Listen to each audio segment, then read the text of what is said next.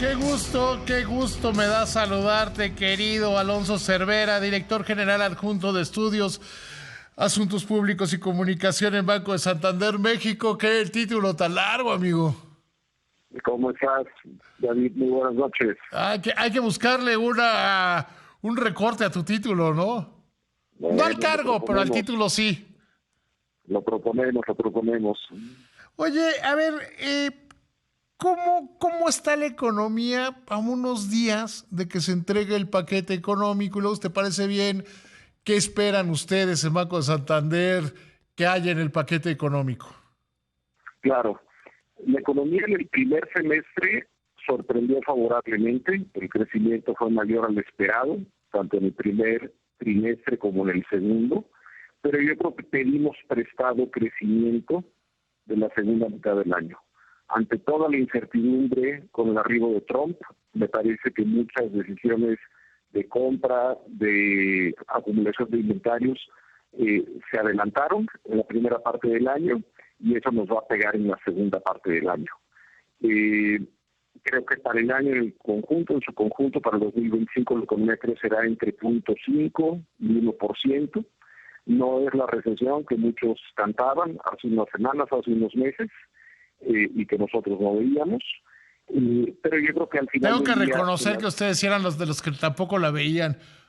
Porque hay, eh, hay que, hay que recordar, mi querido Alonso, que con mucha facilidad había quienes decían, la pregunta no es si vamos a caer en recesión, sino cuándo. O que decían, ya estamos en recesión técnica. Y pues, no, y ustedes yo recuerdo haber platicado contigo aquí al aire, y ustedes iban en contra de esa corriente de opinión. tal cual. Y de hecho no hubo ninguna contracción en la economía, ni en el primer trimestre, ni en el segundo trimestre del año. Entonces, ni contracción generalizada, ni contracción en las cifras del PIB. Entonces, lo que sí va a pasar, David, creo, es que como pedimos prestado crecimiento de la segunda parte del año, pues las tasas de crecimiento serán menores y la economía en el margen va a parecer que se está desacelerando. Al final del día, crecer 0.5 o 1 es un resultado pobre, no debemos de festejarlo tampoco, y lo que anticipamos es que haya una ligera recuperación en el 26, tendremos eventos puntuales como la celebración del Mundial, que algún beneficio nos traerá, pero seguimos hablando de que la economía mexicana en el escenario central en los siguientes 12 a 18 meses seguirá creciendo por debajo de su potencial, y su potencial es alrededor del 2%. O sea, sí, o sea, no hay recesión, pero tampoco es como para ponernos a decir, qué maravilla, ¿no? La economía está prácticamente parada. Está estancada, ha estado estancada, creciendo por debajo de su potencial varios trimestres. Y bueno, ese es el gran reto para el gobierno. Hay una urgencia de echar a andar el Plan México, de encontrar fuentes de crecimiento alternativas, porque esto será central para poder hacer frente a los gastos crecientes en materia de finanzas públicas en el tiempo. Si la base tributaria no crece, porque la economía está estancada, pues tendremos que buscar fuentes alternativas de ingresos si queremos mantener un déficit a la baja. A ver, pero esto nos lleva a esas declaraciones que yo creo que han sido más políticas y que no las comparte claramente la presidenta Claudia Sheinbaum, de hablar de una reforma fiscal como lo hizo Monreal, ¿no? Yo creo que el gobierno no está... Yo creo que el gobierno de la presidenta Sheinbaum ha sido renuente a hablar de una reforma fiscal.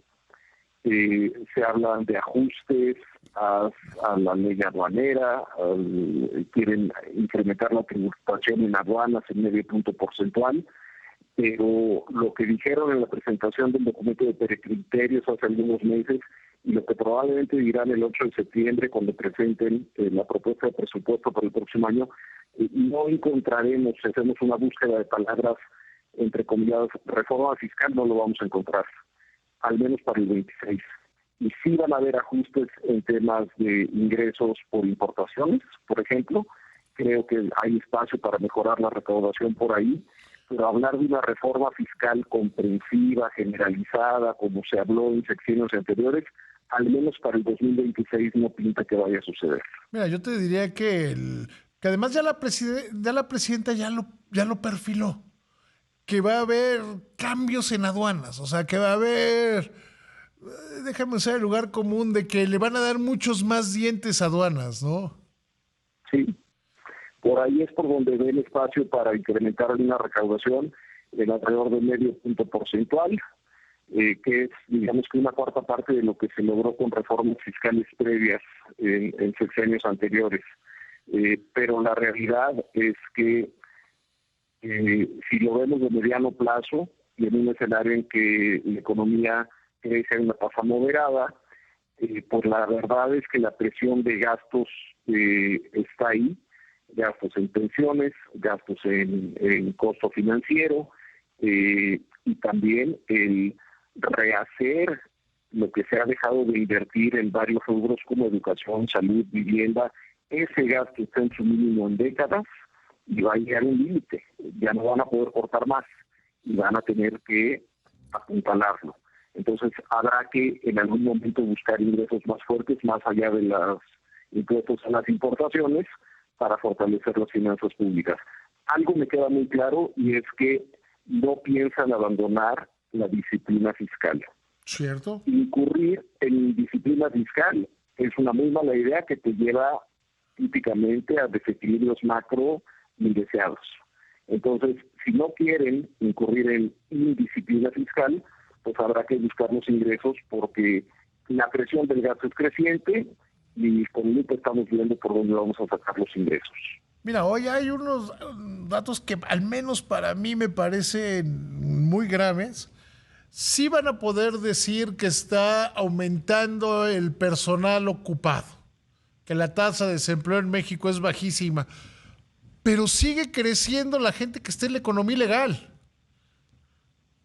Mira, la realidad es que si vemos las cifras de afiliados al IMSS, y sé que hace poco se reconocieron muchos trabajadores que estaban en ciertas compañías, ellos ya trabajaban, repartidores de personas o de alimentos o de mercancías, solo que ya los subieron y los reconocieron como afiliados al IMSS.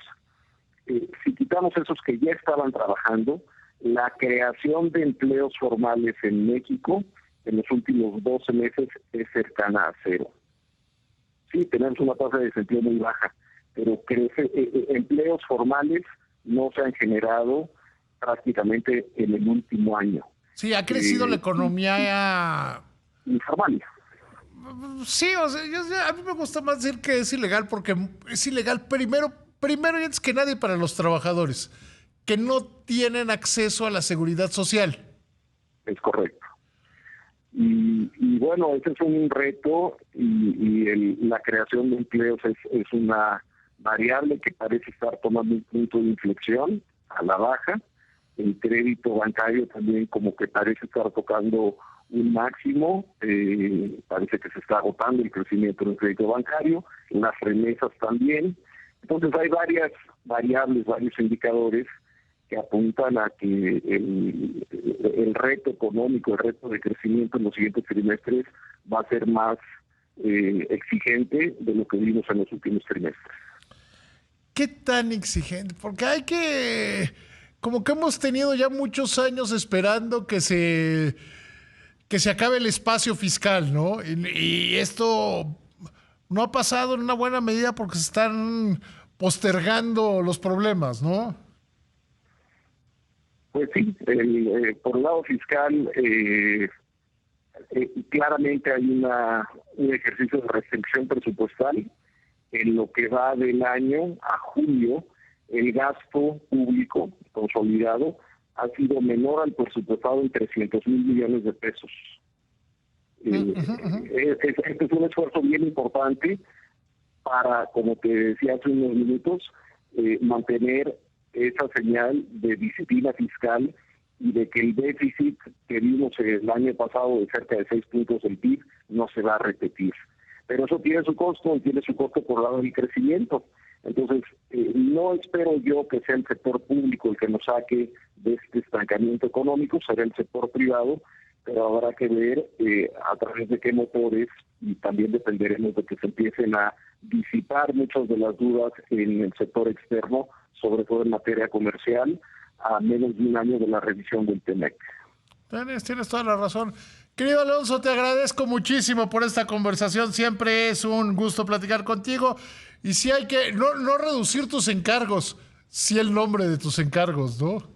Muy bien, David. Te agradezco mucho el espacio y que tengas buena noche. Te mando un abrazo, que te vaya muy bien.